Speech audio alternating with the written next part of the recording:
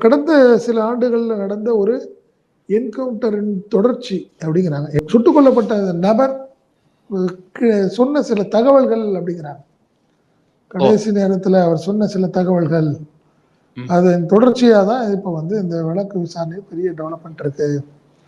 அப்படிங்கிற மாரி தான் இப்போ திருச்சியில வந்து ஒரு பெரிய பரபரப்பு ஓடிக்கிட்டு இருக்கு. டிஐஜி வருண்குமார் தலைமையிலான இந்த ம். தனிப்படை வந்து ரொம்ப ம். ஸ்ட்ராங்கா விறுவிறுன்னு ம். வேலைய பார்க்குறாங்க. காரணம் என்னன்னா, அதுல ஒரு பெரிய அதாவது என்ன ம். சொல்லுவாங்க, ஒரு துருப்பு கிடைச்சிருச்சு அவங்களுக்கு. ஓ! அத ஆமா. அத புடிச்சு விறுவிறுன்னு போயிட்டு இருக்கிறாங்க. ம். ஆமா. அதனால எந்த நேரத்திலும் அது அது வந்து இன்னைக்கா, நாளைக்கா அப்படின்ல 1 மாசமா கூட இருக்கலாம்.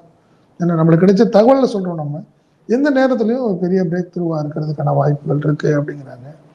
பட் மத்த எல்லாமே ஒரு ரகசியமான இருக்கிறதுனால, அது எல்லாத்தையும் பெருசா சொல்ல முடியாது அப்படிங்கிறது தனிப்படை போலீஸ் நம்மள்ட்ட சொல்றாங்க. ஆனா ம். ஒரு விஷயம் மட்டும் சொல்றாங்க. ஒரு கிட்டத்தட்ட ஒரு ஃபைனல் ஒரு ஒரு ஒன்லைன் ஸ்டோரி. அது ஒன்லைன் ஒரு கிடைச்சிருச்சு. இதுவரைக்கும் என்னன்னே தெரியல அப்படிங்கிற சூழ்நிலை இல்ல. பட் இப்ப ஒன்லைன் அவங்களுக்கு கிடைச்சிருச்சு. இதன் அடிப்படையில விசாரிக்க ஆரம்பிச்சுட்டாங்க.